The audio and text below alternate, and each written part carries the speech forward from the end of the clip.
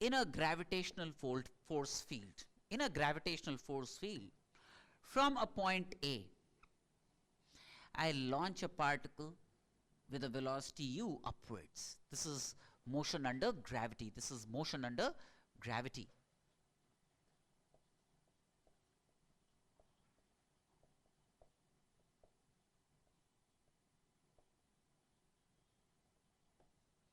This is motion under gravity. When a particle is launched up with a velocity u at time t equal to 0 upwards, its acceleration is g downwards. Acceleration due to gravity is g downwards. And this g remains constant. G downwards, A will be, acceleration will be g downwards, and it remains constant. It does not depend on the velocity of the particle, but there are some riders attached to it. One, I'm assuming that I'm not launching a satellite.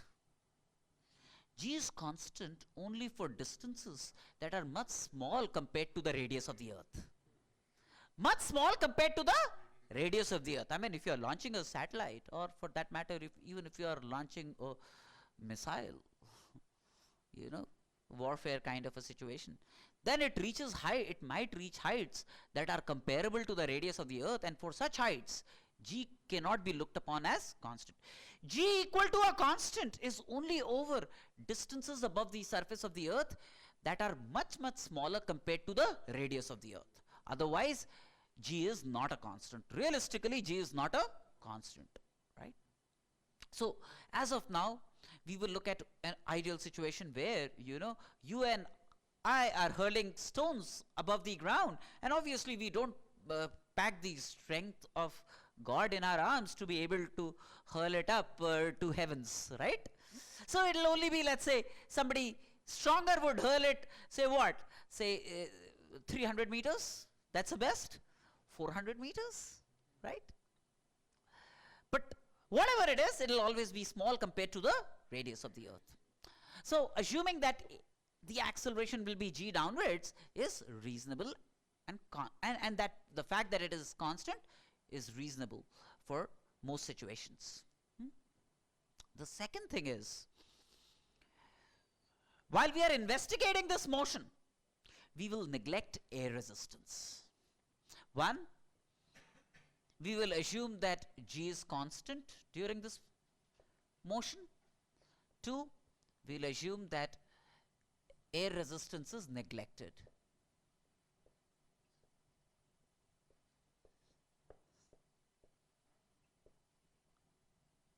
We will neglect air resistance during this motion. Okay?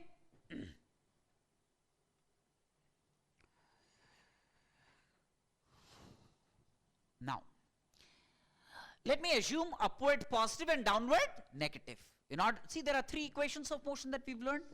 For constant acceleration, v is u plus at, x is ut plus half at squared, and v squared is u squared plus 2ax. For constant acceleration, if acceleration is varying, you don't apply these equations, right? Now, let me assume that whatever is measured upward is positive, whatever is measured downward is negative. So I'm taking upward positive for the sake of applying these equations, and downward negative. All right. So if downward is negative, then in these equations of motion, what should I say? What would A be? Minus G. A would be minus G. A would be minus G. Because I have taken upward positive, right? So G will normally be given to you. Whether you want to use 9.8 or 10 will mostly be told to you, right? If nothing is told, then you know, you take your call. Whatever makes your calculation simpler, take that value of G. So if I've taken upward positive, downward negative, then A will be minus G. Hey, when the particle is moving up, A is minus G. And when the particle is moving down, it will remain minus G. acceleration will remain downwards all the time. It will not depend on the direction in which the velocity is. Does not depend on whether the particle is moving up or it's sinking down. It will not depend on that, right? So eventually, you know, the particle will reach the highest point and fall back. So the particle, the direction of velocity will change, right? Initially velocities are positive. When the particle falls down, then the velocities will become negative. Acceleration will also remain negative, minus g, and it will be a case where the velocity will grow when acceleration and velocity both are in the same direction. But doesn't mean that, you know, when the particle is coming down, you change the signs of the entities. For this entire trip, going up and coming down, we stay restricted, confined, and married to one kind of sign. Upward positive, downward negative. We don't fiddle with the sign in the middle of the journey. Just because the motion of the particle has changed direction, you don't fiddle with the signs in the middle of the motion. No, we will stick to the same sign convention. All displacements will be measured with respect to A. So first of all, positive upwards, negative downwards.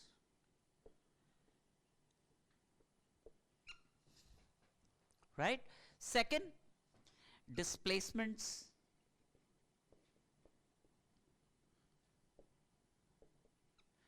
measured with respect to A. All displacements will be measured with respect to A, right?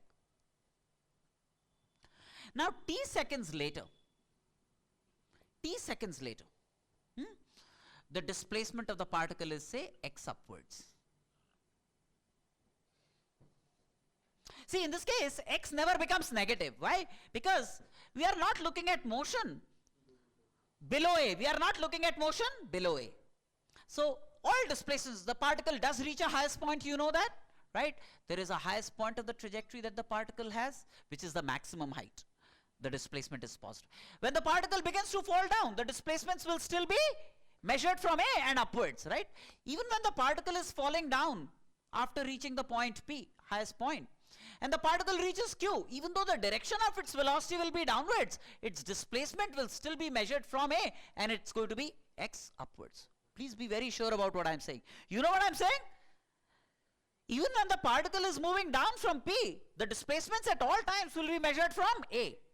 And for all positions between A and P, whether the particle is going up or it's falling down, the displacement x will be positive because of our choice of sign convention. Yes or no? And since we are not investigating motion below A, so x is never becoming negative in this case. It could. I mean, if I created a tunnel here, then the particle, when it falls to A, it will go below the tunnel, and then x could have become negative as well. You know what I'm saying, right? Now,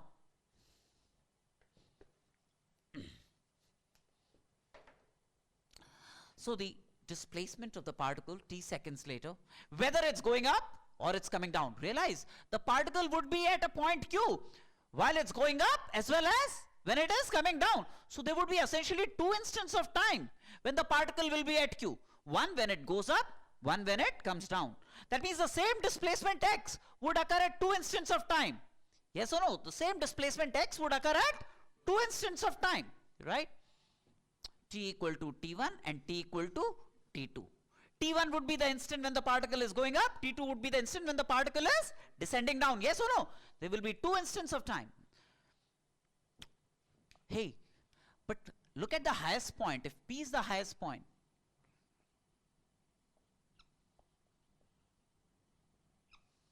is the point covered at two instants of time? Yes, two coincident instants of time. This highest point is also covered at two instants of time. Those would be instants where T1 equal to T2. P would be the point where the two instants mathematically are equal. You know what I'm saying? Say the particle, you know what I'm saying? No, didn't understand that. I'm saying if there is a point Q, you would find two distinct instants of time when the particle crosses Q. Once when it goes up, the other when it comes down, right? A is encountered at two instants of time. at t equal to 0, and then when it comes back to a. P, I'm saying this is also crossed at 2 instants of time, but those instants of time would be coincident instants of time. P, the highest point of the trajectory, is reached at 2 coincident instants of time. Mathematically still 2 instants of time. Now if there is a point R above the highest point, I claim that this point is also crossed at 2 instants of time. I claim, hey, you might be tempted to think that I'm a super idiot when I say this. The highest point of the trajectory is P, and yet I'm saying that there are 2 instants of time when the particle crosses a point above P. I still maintain this. I'm not cheating you, and I'm not an idiot. I maintain that this point is also covered at 2 instants of time. A point above the highest point. Damn thing. Sounds so awful that this point R is also covered at 2 instants. Yes, it is covered at 2 imaginary instants of time. Mathematically, the instants of time when it crosses this point R above the highest point, those are imaginary instants of time. Mathematically, they are included in our fold. All instants of time from A to P would be real instants of time when you can actually talk about it, right? Feel it physically. But all points above P are not crossed at a real instance of time. Those are crossed at so-called imaginary instants of time. So all points from here to heavens will be crossed at 2 instants of time. From here to here at real instance of time. Above this at imaginary instance of time.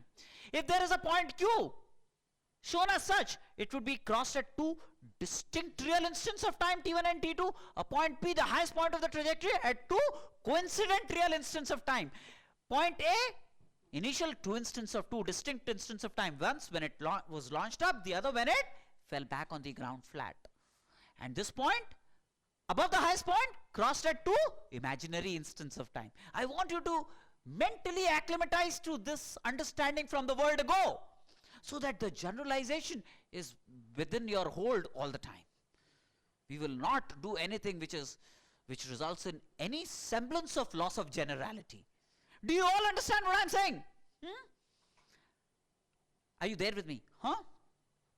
Now, so whatever be it, there is a point Q which is crossed at an instant of time T, where T could have had 2 values, T1 and T2. If T1 and T2 are real and distinct, Q would be between the starting point and the highest point. If T1 and T2 are coincident instants of time, Q would coincide with P. If T1 and T2 are imaginary, Q would be above R.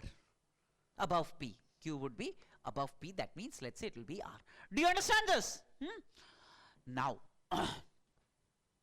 whatever be it, the displacement x in t seconds is u is positive because upwards, right? Ut plus half of a. A in this case will be minus g. Do you realize that? A will be minus g. Why? Because I have measured downward, negative, upward, positive. So x will be ut plus half a, which is minus g into t squared. Yes or no? That's a displacement versus, which is a quadratic in t. Which is a quadratic in t. Yes or no? Huh?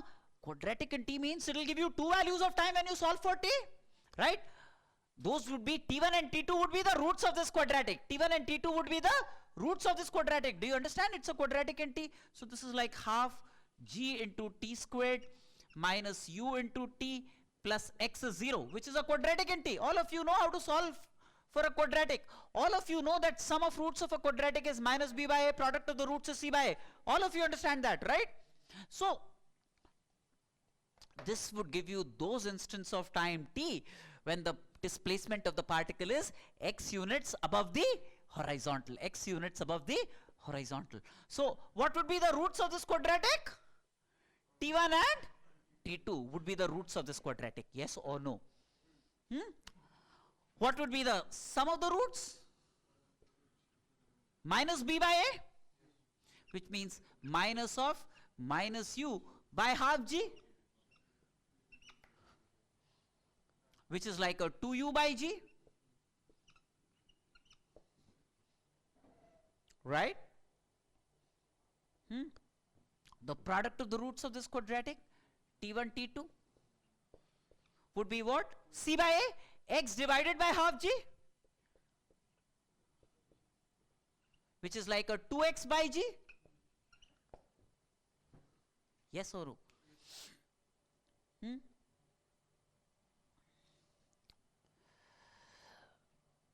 Okay.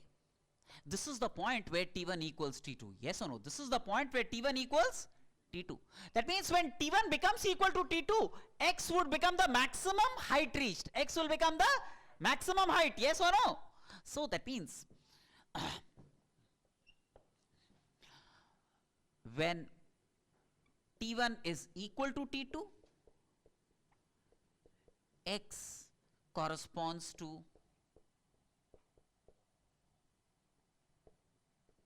the highest point P.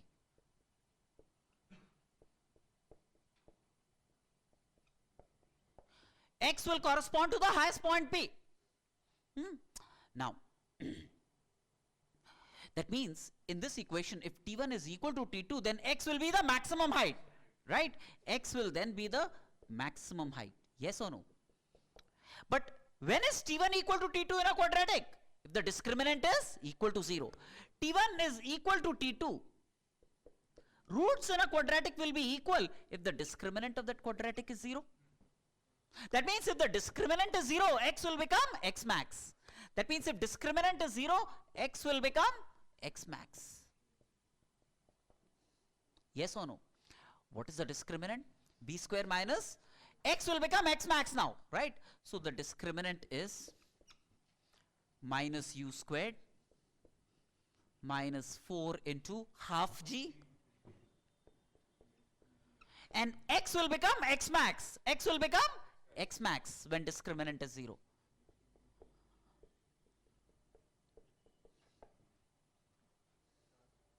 Yes or no? So this gives me x max, maximum height reached would be u squared by 2g. Do you see that? Maximum height reached would be u squared by 2g. So if a particle is launched up with a velocity u, the maximum height that it reaches is going to be u squared by 2g, is going to be u squared by 2g. Yes or no? Also from here, you know, one could have obtained this directly from here.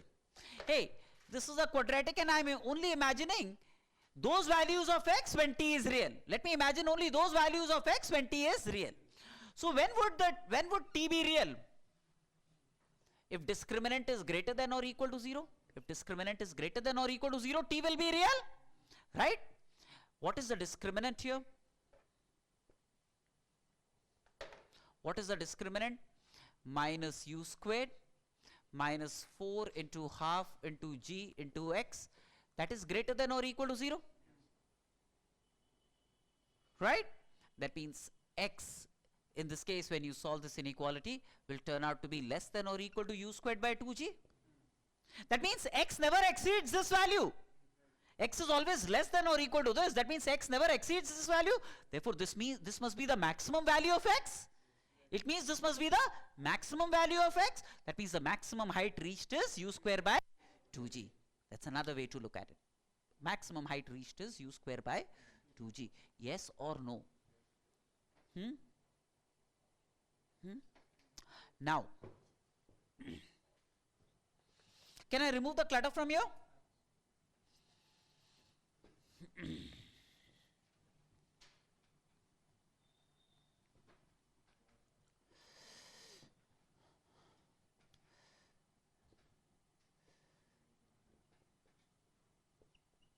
G. Right? No issues with this so far, right? Now, let me find, so T1 is the instant when it crosses Q moving up. T2 is the instant when it crosses Q moving down. Yes or no? Say V1 is the velocity at time T1.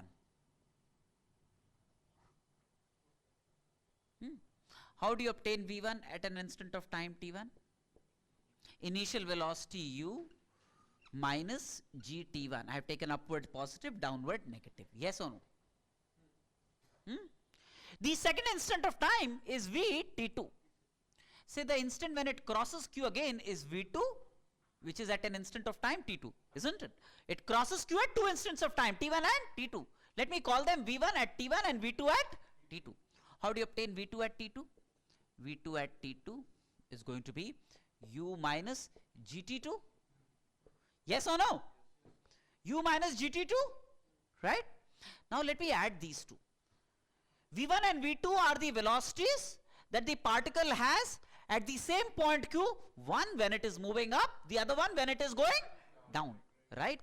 So let me add this. v1, which is the velocity at an instant of time t1, plus v2, velocity at an instant of time t2. If you add, you get 2u minus g into t1 plus t2.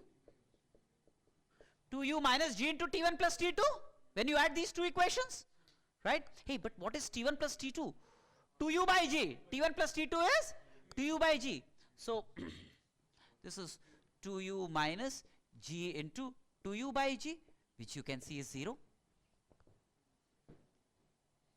Right? What does that mean? It means velocity at an instant of time t1 is negative of the velocity at an instant of time t2. This is what it means, because v1, which is at t1, plus v2, which is at t2, they add up to 0. Yes or no? Yes or no? Which means that these two velocities are equal in magnitude but opposite in direction. Opposite in direction is so obvious, because when it's going up, it's upwards. When it is coming down, it is downwards. So it had to be opposite. But the interesting thing is they are equal in magnitude. That means if at an instant of time it crosses q with a velocity 5 meters per second, then on its way down, it will have the same speed 5 meters per second but downwards.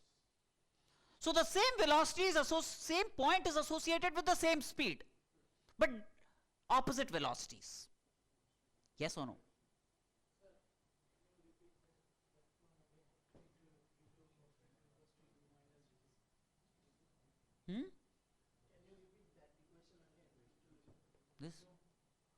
This. So t2 seconds later velocity is given by u minus gt2, isn't it? Velocity at any given instant of time is given by u minus gt, isn't it? So at t equal to t1, velocity would be u minus gt1. At t equal to t2, velocity will be u minus gt2, right? Isn't it? At t equal to, irrespective of whether the particle is going up or coming down, the velocity at any given instant of time would be u minus gt. Does not matter whether the particle is going up or it is coming down. Yes or no? Is that okay? Also notice, so 1, the maximum height reached by a particle is u square by 2g. 2, a given point is crossed at 2 instants of time. Real and distinct, real and coincident, or imaginary instance of time, right? A point q, it's crossed in general at 2 instants of time, and when it crosses q, it will have the same speed but opposite velocities. It will have the same speed but opposite velocities when it's going up and it's coming down, right? Can I wipe this off? So far so good. Have you understood this? No? Confused? Now,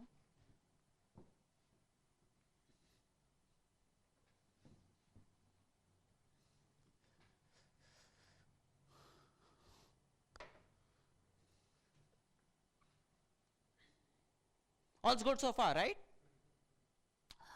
Now, look, it was launched at A, which was about x equal to 0. This was my x direction, say. This was x equal to 0 when it was launched, right? It goes to the highest point P and then falls back to the ground, and then falls back to the ground, right? X was 0 at t equal to 0. X was 0 at t equal to 0. Yes or no? If I put x equal to 0, what will I get? All those instants of time when the particle was at A. If in this equation, I plug in x equal to 0, I will get, and I solve for t, what would I get? I'll get those instants of time when the particle was at A. Yes or no? Right? So, to get the instance of time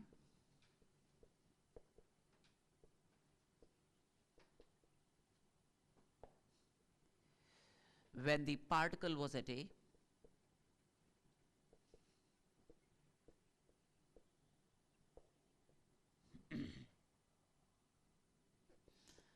plug in x equal to 0. Plug in x equal to 0.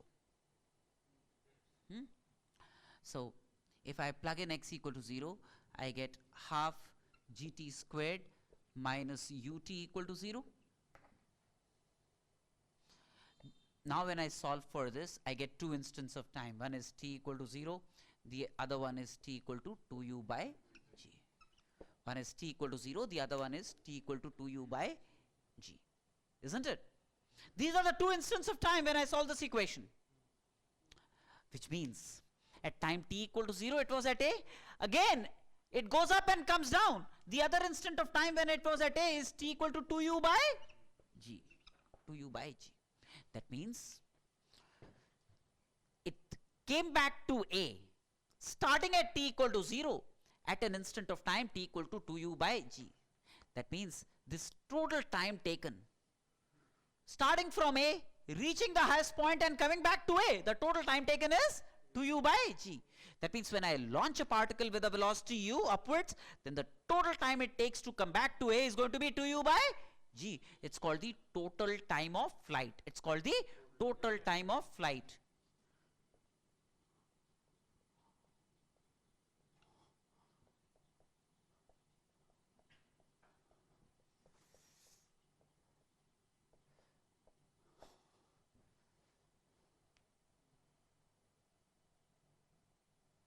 Let me draw the velocity time graph for this situation. Let me draw the velocity time graph for this situation.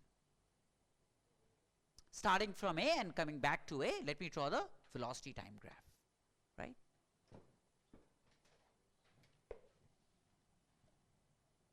But all's good so far, right?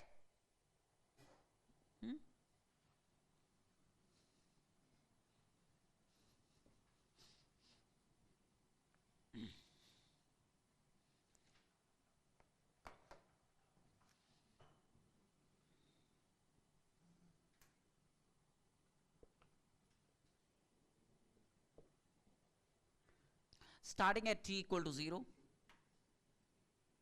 it moved up, it reached the highest point. Sorry, I'm so sorry. Starting at t equal to 0, it had a velocity u that was positive and its velocity decreased, right? At the highest point, the velocity became 0. At the highest point, velocity became 0, right? This slope was negative. What would the slope of this line represent? Acceleration due to gravity, right? Minus g will be the slope of this line. Minus g will be the slope of this line, which represents the acceleration. Now, this was the instant of time when it reached the highest point. Now, after having reached the highest point, its direction of motion changed. That means v will become negative. V will become negative. This point is the instant of time p, is the instant of time when it reached p, when the velocity became 0. And then after p, it starts to fall down, direction of velocity becomes negative. See, velocities have become negative. And then it comes back to A. It comes back to A. It comes back to A. Okay. Starting from t equal to 0, when the particle was launched up, do you realize its velocity gradually reduced from u to 0?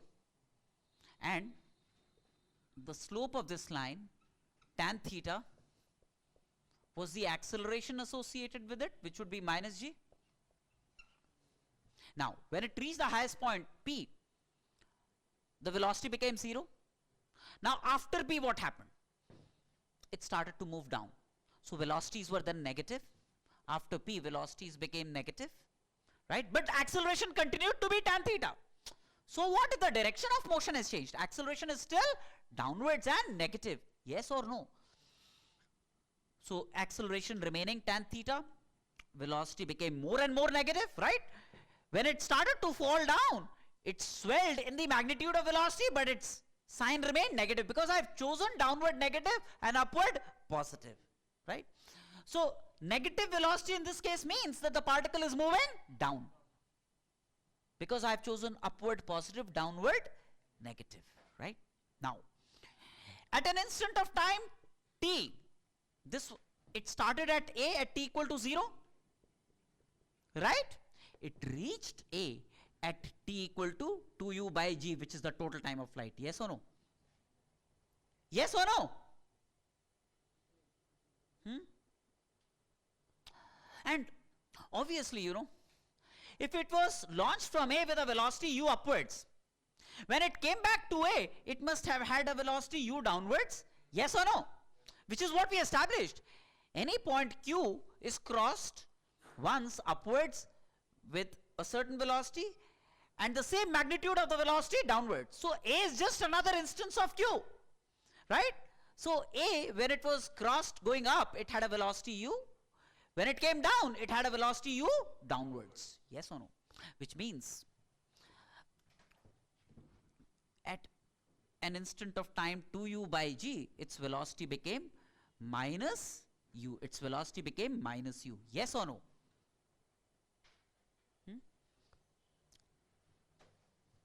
Now when it comes back to a, what's the total displacement? 0. Had to be the case. That means the area under the velocity time graph must be 0. If the total right?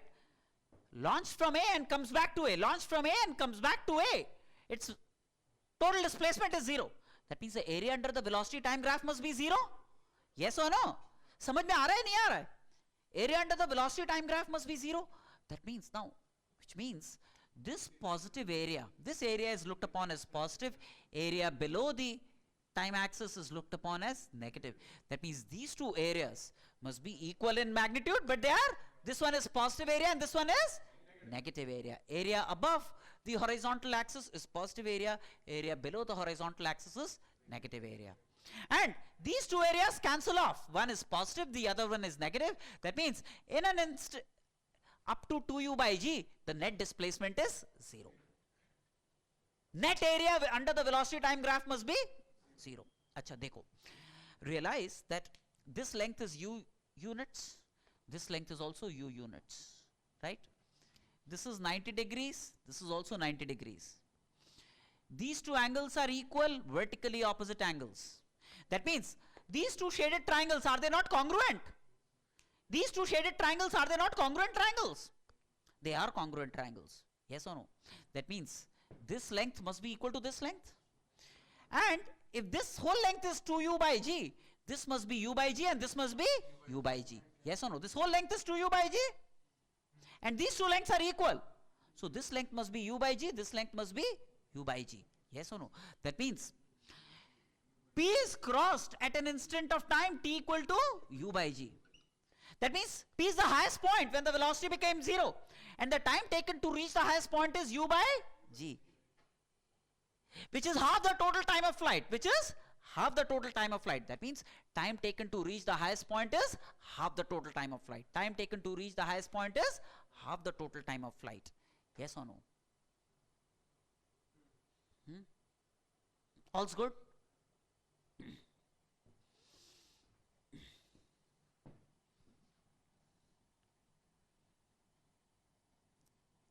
Can I have this up?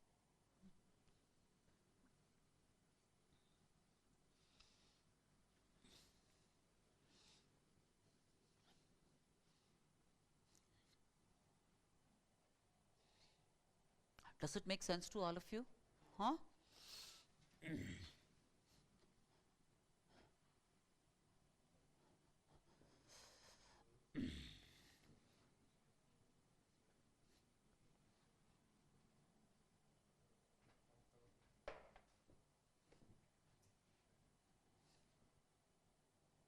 No confusion, na? Pakka.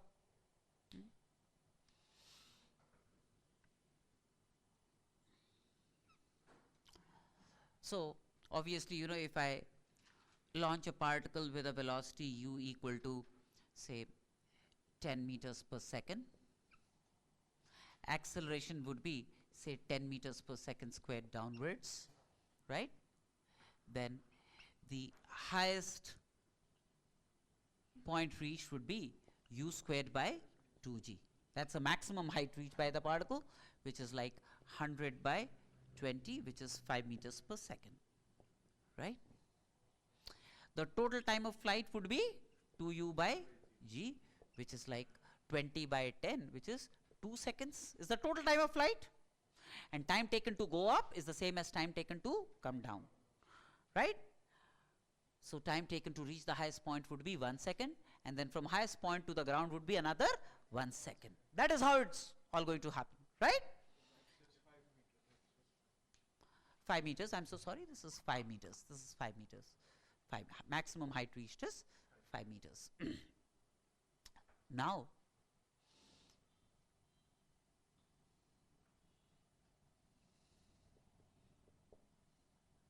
say there is a building of height 100 meters. And I launch a particle with a velocity u equal to say 5 meters per second from the top of a building of height 100 meters. From the top of a building of height 100 meters, I launch a particle with a velocity 5 meters per second. I now want to find the time it takes to reach the ground. I now want to find the time it takes to reach the ground.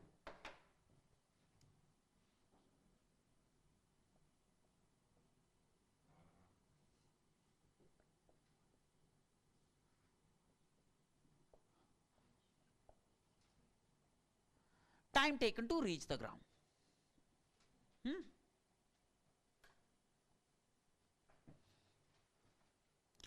So what I do is, say I take upward positive and downward negative, right?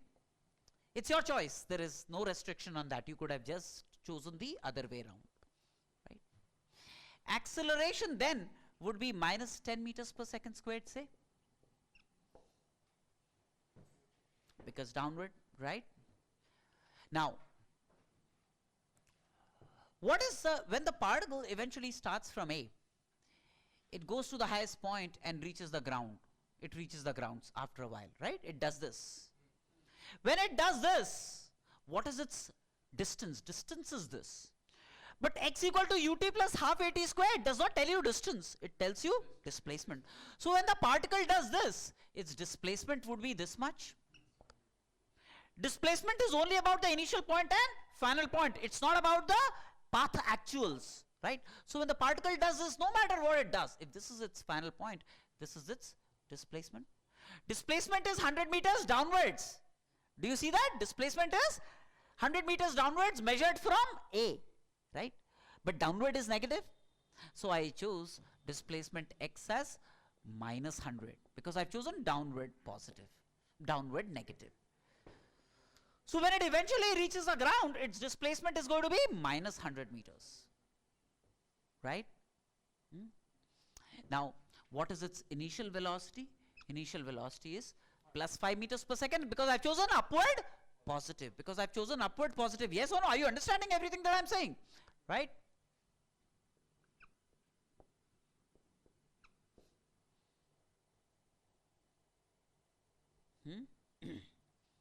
Now I apply the equation of motion x equal to ut plus half at squared. I want to find that instant of time t when x becomes minus 100. When x is minus 100, the particle would have reached the ground. Yes or no? So put x equal to minus 100. U is 5. A is minus 10 into t squared. Yes or no? Confused kya? Sure?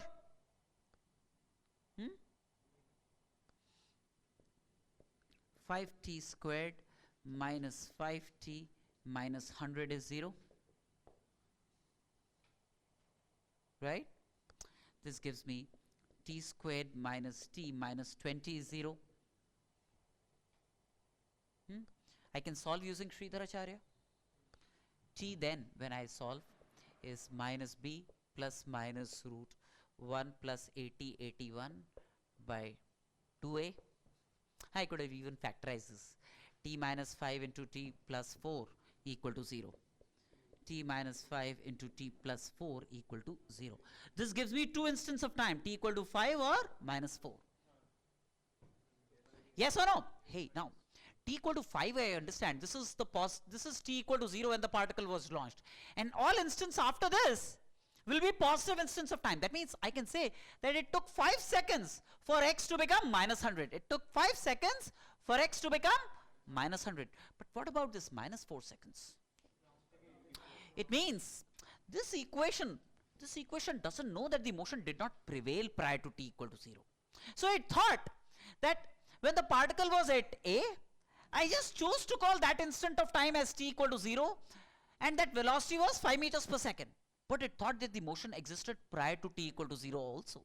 That means the particle was headed towards A from ground at negative instants of time. That means there must have been a negative instant of time when it was moving upwards and headed towards A. And that instant of time is minus 4.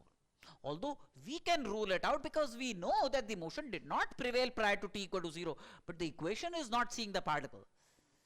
The equation is only being given data. So it remains general in its solution. The equation will remain general in its solution. It is for you to discard a negative instant of time if and when it appears. Because you will know precisely whether the motion existed prior to t equal to 0 or not. The equation assumed that the motion existed forever. Right? In fact, in this, if you plug in t equal to minus 20, you will get x, which is minus, say, more than 100. That means it thought that equation doesn't know that this is the ground. It thinks that, well, if this was t equal to minus 4, there was motion prior to t equal to minus 4, and the particle must have been headed upwards at instants of time less than minus 4. Are you confused or lost? So do you understand the implication of all of this?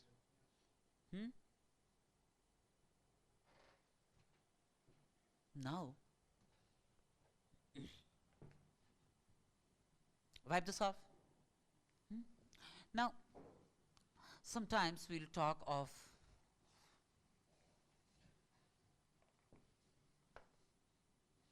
say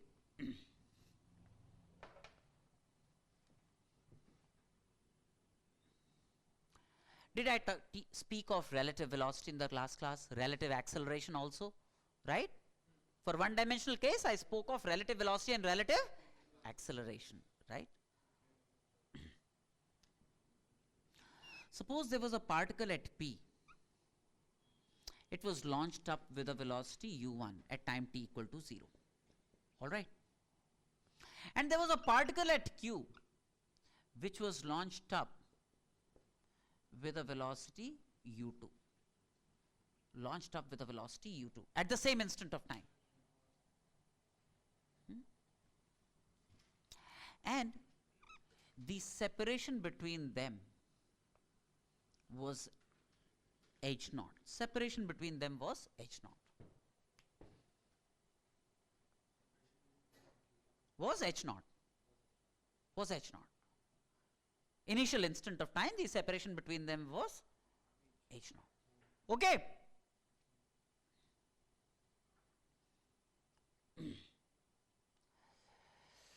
Let's analyze this motion. Okay. Let me make P my observer. Like I discussed, one of the two particles could be made the observer. Or let's say I make Q my observer. Better. Let me make Q my observer.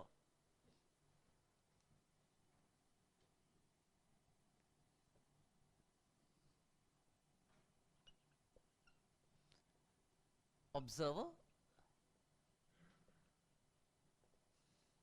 If I make Q my observer, it's as if I'm fixing Q, as if I'm fixing Q. Now if I do that, then would I have to modify the velocity of P? Yes. What should be the revised velocity of P then?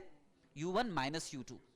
If Q is fixed, remember this was our discussion in the last class, then the velocity of P would have to be modified. This is my equivalent situation. This is my equivalent situation. Velocity of P would have to be modified. It will no longer be U1. What would it be? U1 minus U2. The initial velocity of P is going to be U1 minus U2. That means I'm looking at P, I'm examining the motion of P sitting on Q. I'm examining the motion of P sitting on Q. Q is my observer. Q is my revised frame of reference. It's my revised frame of reference. Q is my revised observer. Right? What would Q perceive to be the velocity of P? U1 minus U2. Initial velocity of P. Yes or no? No. But this is not a case of constant velocity. Eventually realize that the acceleration of Q was G downwards. Acceleration of P was also G downwards. Right? So, if I fix Q, that means I'm giving it zero acceleration. If I'm fixing G, that means I'm giving it zero acceleration. Then the acceleration of P would have to be revised. Acceleration of P, then in the revised situation, that means as seen by Q, what would be the acceleration of P as seen by Q? Zero. Because acceleration of P is G downwards, acceleration of Q is also downwards. Acceleration of Q is G downwards, acceleration of P is G downwards. So what would be the acceleration of P as reported by Q? Zero. This is the acceleration of P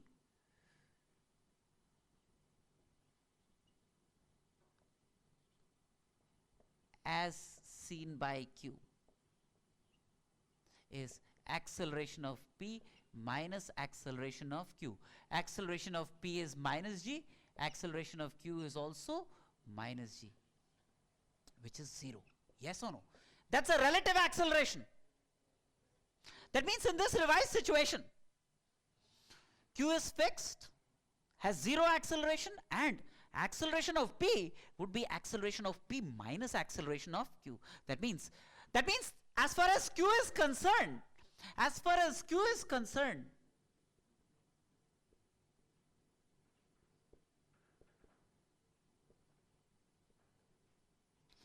acceleration of P is acceleration of P with respect to Q, which is zero. Acceleration of P with respect to Q, which is zero. Yes or no? No? Lost? Not lost, no? I'm in no rush. If you've not understood, I'm absolutely open to revisiting this. Have you understood how I converted this situation to this? Huh? It's based on a very basic one-dimensional relative motion concept that I delivered in my last session. Right? Did I discuss relative acceleration also, or I just discussed relative velocity? I discussed relative acceleration also, right? So relative acceleration is zero. So Q is fixed, and the velocity of P at time t equal to 0 as seen by Q will no longer be U1, it will be U1 minus U2. And the acceleration of P as seen by Q will be 0 all the time. That means Q reports that acceleration of P is 0. Now if Q thinks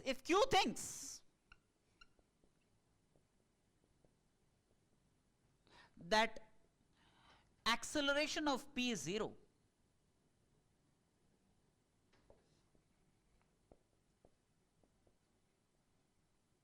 that means according to Q, acceleration of P is 0. That means the velocity of P as seen by Q remains constant. If Q thinks that there is no acceleration in P, that means it thinks that P has a constant velocity. Then it reports a constant velocity of P. it reports a constant velocity of p? Yes or no? That means at all instants of time t, at all instants of time t, Q will think that P has a constant velocity u1 minus u2 because the relative acceleration is 0. So relative velocity, this is relative velocity, it remains constant. Rate of change of relative velocity is relative acceleration.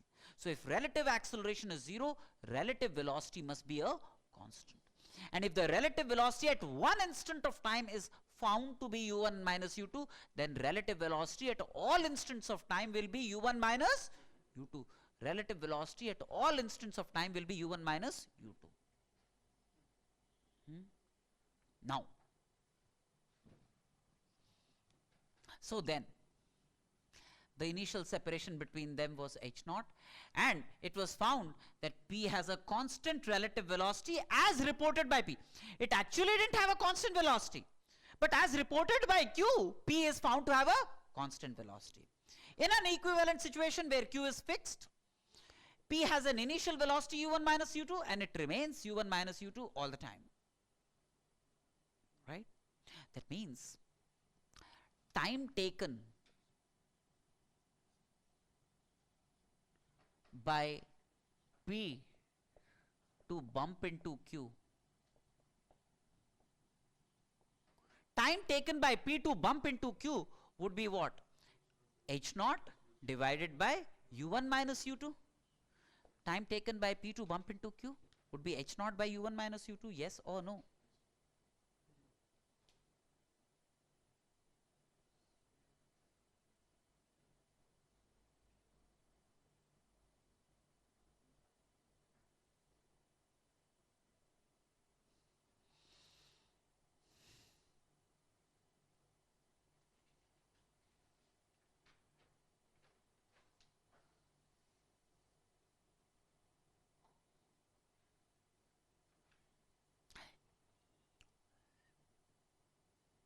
There is a certain situation when this will fail, and I want you to even evaluate a situation when this would fail.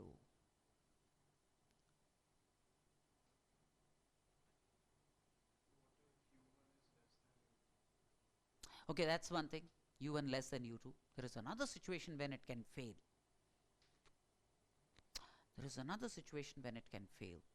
I'll come to that, but I want you, before I disclose the situation when this will fail, I want you to do a mental storming. Now, of course, u1 equal to u2, they will never meet, obviously. Those are trivial situations, but other than the two trivial situations, there is still a situation when it can fail. But think about it. Now, and the fact that Q perceives P to have the same velocity at all times. See, in 1 second, the amount by which the velocity of Q will decrease is the same as the amount by which the velocity of P will decrease. So the difference in the velocities will remain same. Difference in the velocities will remain same at all times.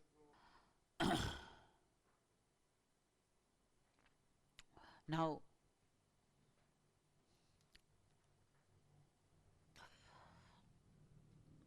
you can easily see another case which is encountered time and again. When a particle is let go from the top of a building with whose height is 0, whose height is h, with an initial velocity 0. If it is just released from the top of this building, then I take, say, everything downward positive, and its downward displacement h takes place in t seconds. Initial velocity 0, 0 into t plus, I've taken downward positive, so a will be plus g, a will be plus g, so half g into t squared. Then the time taken to reach the ground, as you can see, is going to be root 2h by g. Time taken to reach the ground is going to be root 2h by g, right? So this is another situation that we encounter sometimes. Time taken to reach the ground if it's released from rest. Now, let me know if I could wipe this off and if you've registered all these ideas.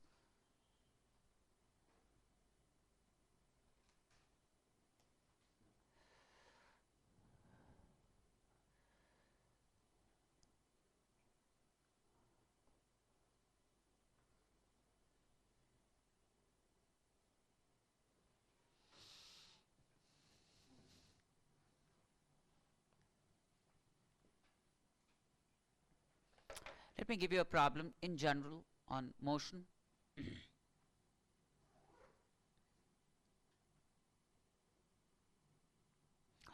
There is a particle that moves along the x-axis.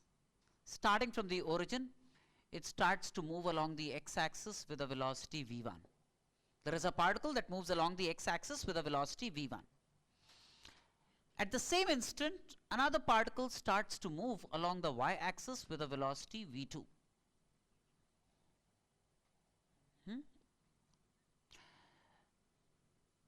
Find the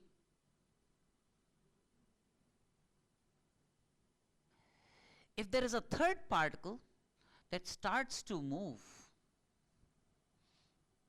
at an angle of 45 degrees with respect to the x-axis, at an angle of 45 degrees with respect to the x-axis with a velocity v,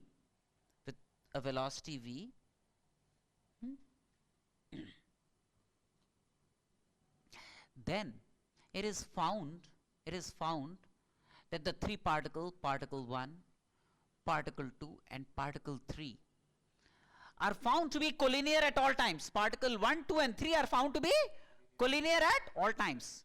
Particle 1 moves with a velocity v1 along the x-axis, particle 2 moves along the y-axis. Particle 3 moves at an angle of 45 degrees with respect to the x-axis with a velocity v, such that particle 1, 2 and 3 at all times are found to be collinear. Find v in terms of v1 and v2. Find v in terms of v1 and stand up.